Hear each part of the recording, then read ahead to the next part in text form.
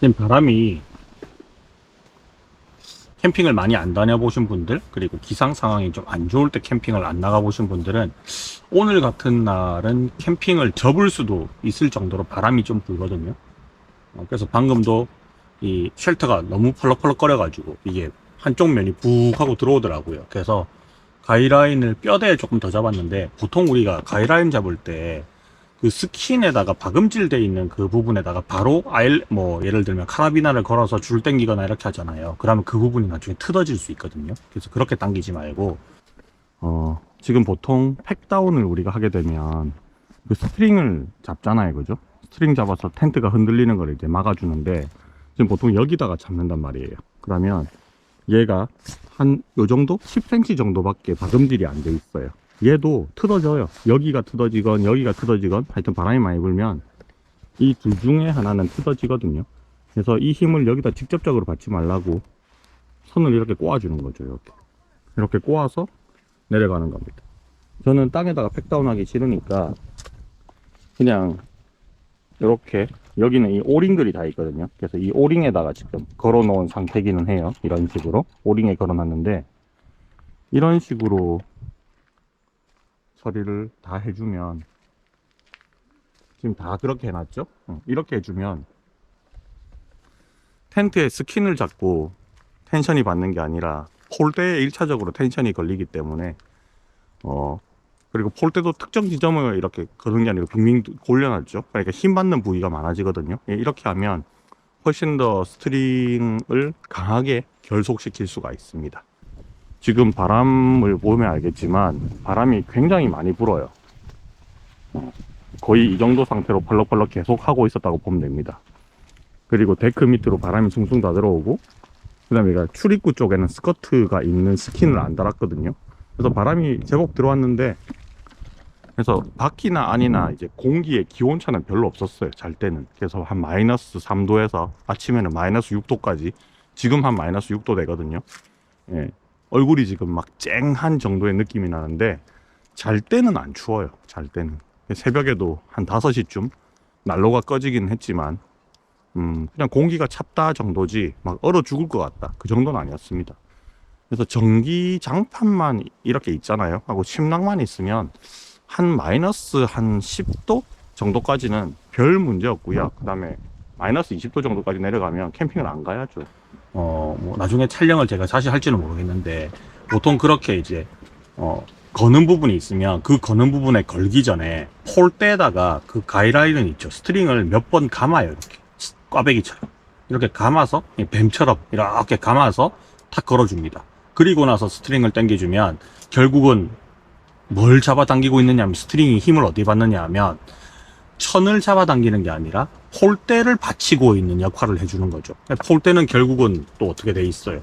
폴대의 전체적인 그 힘은 슬리브를 관통하든 클립을 끼워 놓든지 간에 결국은 스킨을 또 전체적으로 힘을 다 받고 있는 거잖아요. 그래서 직접적으로 그 가이라인을 걸어라라고 표시가 되어 있는 천 부분, 그 천으로 된 고리 부분에 걸지 마시고, 항상 한번 폴대에다가 감아서 당겨 놓으면 훨씬 더 단단하고요. 그리고 가이라인을 당기는 방향은 힘을 받는 방향과 항상 이렇게 옆으로 삑사리가 나면 안 돼요. 이게 폴대가 있으면 이 폴대에서 나한테 정면으로 나오게 45도 각도로 박아줘야 됩니다, 항상.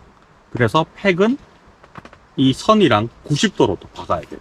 그래서 힘을 받는 각도를 잘 생각하고 박으시면 되는데, 이렇게 수직으로 꼽아버리거나 이렇게 스트링 라인하고 비슷한 방향으로 박아버리면 결국은 흔들거리면서 이게 등등등등등 하면서 쑥 빠져버리겠죠. 그래서 흔들거려도 안 빠지게끔 선과 팩은 항상 직각, 어떻게 꼽아도 직각 상태를 만들어 주시는 게 굉장히 좋은데, 팩을 땅에 박을 때 얘를, 이게 스트링 라인과 90도를 맞춘다고 팩 자체가 너무 기울어 버리잖아요. 그럼 들려 버리거든요. 그래서 팩은 땅에서 45도는 무조건 박아야 돼요. 어떤 지면이든 45도 각도로는 박아야지 얘가 들리는 힘과 빠지는 힘을 동시에 분산시켜서 팩이 안 빠집니다.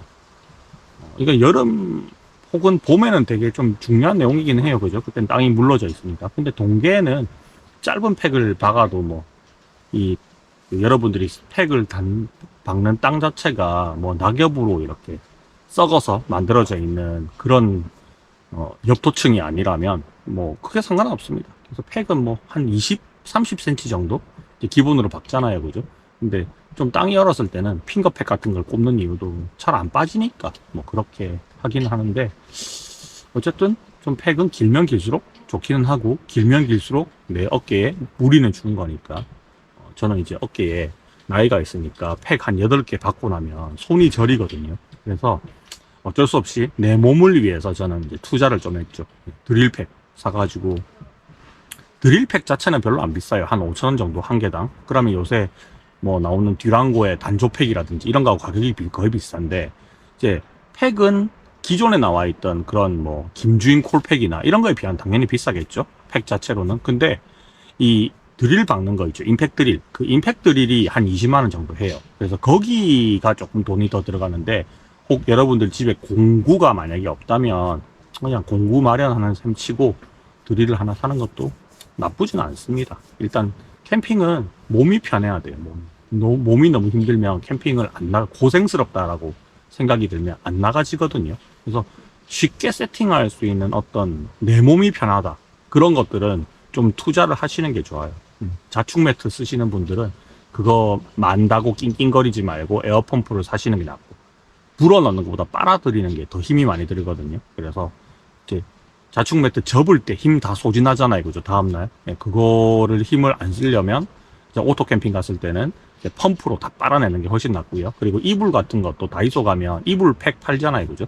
그래서 부피 큰 이불도 다 집어넣으시고 그냥 빨아들여서 그냥 가지고 오시면 되고, 그럼 부피를 엄청 줄일 수 있으니까 그런 식으로 좀 가정에서 쓰는 것들도 활용을 많이 하시면 좋고요. 그리고 뭐 드릴팩, 이제 좀 투자를 하신다 치면 드릴팩 세트, 그리고 이제 임팩 드릴, 그 정도는 있어야지 이제 매번 이렇게 오링에다가 뭐 텐트를 거는, 팩다운을 하는 그런 캠핑장만 다닐 수는 없잖아요. 가끔은 뭐 노지 혹은 뭐 파쇄석이 깔려있는 캠핑장 팩을 쳐 박아야 되는 그런 데 갈 수도 있는 거니까, 이제 좀 몸이 편한 그런 도구들을 많이 마련을 해 놓으시면 캠핑이 좀 즐거워지긴 합니다. 실제로 캠핑에서 돈이 제일 많이 드는 거는 텐트잖아요. 집이니까. 근데 집은 그냥 저는 2개만 있으면 된다고 봐요. 3계절, 한여름을 제외하고, 그냥 가족들인 경우에는 리빙셀 하나만 있으면 충분하거든요. 리빙셀 하나. 근데 리빙셀은 여름에 더워요. 그러니까 여름에는 타프랑 4인 가족 정도가, 혹은 뭐 솔캠이라면 개인이 잘 수 있는 작은 텐트 하나, 메쉬로 된 거, 시원한 거, 벌레만 막을 수 있으면 되죠. 그거랑 타프만 있으면 여름철에는 밤에는 무조건 시원하단 말이에요. 캠핑장 야외로 나오면. 그래서 이제 여름 세팅 따로, 그 다음에 3계절 세팅 따로, 이렇게 하면 되고, 3계절용 그 리빙쉘이나 쉘터를 사게 되시면 뭐 바닥을 사용을 하면 좀 더 따뜻하게 지낼 수 있죠. 바닥 공사하고. 근데 그게 아니라고 하더라도 안에다가 난로 피우고 팬히터 돌리면 별로 안 춥거든요, 안에서는. 그래서 너무 그 계절적인 더위나 추위에 너무 겁내지 마시고 한번 도전을 해보시면 좋을 것 같고요.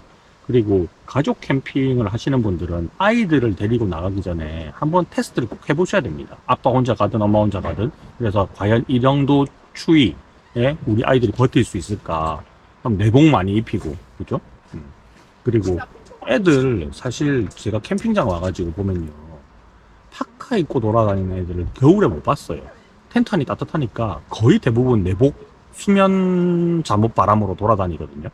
애들은 항상 보면 안에서 놀고 있잖아요. 텐트 안에서. 텐트 밑에 막 그 전기 매트로 막 쩔쩔쩔쩔 끓고 있고, 안에 팬히터 막 돌아가고 있고 하니까 더울 일이 없죠. 습도 조절만 잘 해주시면 감기 절대 안 걸리거든요. 그래서 그런 것들을 마련을 하고 캠핑을 다니시면 좀 가족들 다 즐겁게 캠핑을 다닐 수 있는 거고, 저는 뭐 혼자 다니고 있는 편이 훨씬 더 많으니까 좀 추워도 상관없거든요. 오토 캠핑장은 별 걱정을 안 해요. 전기를 늘 쓸 수 있으니까. 노지에 가면 좀 걱정이 되기는 하죠. 그래서 저는 이제 제 캠핑용 가방 이런 데다가 그 차에, 캠핑 가방이 아니라 차에 그 2열에 보면 포켓들이 있잖아요. 차 문의 포켓들. 거기에 비옷, 그 다음에 비닐 같은 거, 그 다음에 핫팩, 이거는 필수로 항상 쓰든 안 쓰든 그 안에 있어요. 그래서 진짜 뭐 난로가 고장이 날 수도 있고, 여차하면 노지에서는 건강이 위험할 수 있잖아요. 그래서 핫팩은 저는 10개 정도는 항상 차 안에 비치를 하고 다닙니다. 또 종류별로 갖고 다녀요. 그냥 주머니에 넣는 것 따로, 그 다음에 엉덩이에 까는 것 따로, 그 다음에 등 뒤 어깨에 붙이는 게 있거든요. 다이소에 가면 이런 거 다 팔아요. 그런 것들을 그냥 하루치 정도 분량을 쟁여놓고 다니시면 어떤 추위가 와도 안 춥습니다. 일단 기본적으로는 사람이 뭐 우리가 남극에 사는 게 아니잖아요, 그죠? 안 얼어 죽어요. 걱정하지 마세요. 그냥 정 추우면 그냥 철수하면 되거든. 근데 밤에 자는 동안이 문제니까, 혹시나 갑자기 기온이 떨어지거나 했을 때 문제니까 그런 것들만 조금 유의하시면 되고, 그리고 뭐 백패킹 가는 게 아니면 여차하면 차 안에 있으면 돼요. 여차하면 그냥 짐들 다 버리고요, 그냥 차 안에 있으면 되거든요. 텐트 그냥 냅두고 차 안에 그냥 다 있고, 아니면 뭐 아이들하고 뭐 아내분이 걱정이 되시면 근처에 빨리 여관이나 모텔 같은 거 수소문해가지고 옮겨놓고, 가족들은 옮겨놓고, 뭐 아빠가 텐트 좀 지키고 차 안에서 뭐 그렇게 하면 되죠.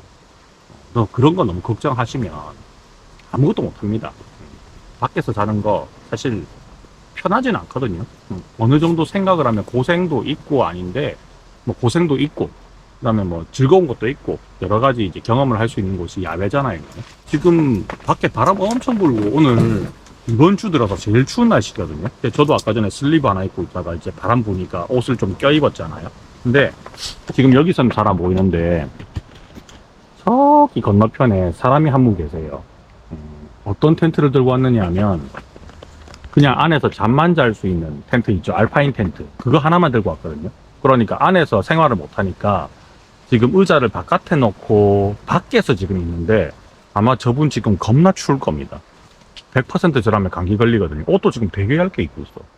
제가 걱정이 될 정도로 춥게 있는데, 저렇게 캠핑을 하면 큰일 납니다. 오늘 그렇게 캠핑 나오시는 분들이 되게 많았는데, 어제 비 왔잖아요. 근데 어제 비 왔을 때 따뜻한 공기를 밀고 내려와가지고 더웠단 말이에요, 어저께 살짝. 그래서 오늘 점심시간 때까지 더웠거든요. 그러니까 옷차림이 지금 뭐 파카도 없고, 뭐 이게 한기를 대비할 수 있는 준비가 전혀 안 돼 있는 분들이 몇 팀 있어요. 저는 저런 거 보면 조금 걱정이 되죠. 자, 여기까지. 바람 많이 불고 기온이 떨어지고 동계 캠핑을 하는 어떤 제 조언, 노하우 설명 좀 드렸습니다. 자, 이 영상이 정말 짧았지만 괜찮았다면 좋아요, 구독 눌러주시면 감사하겠습니다.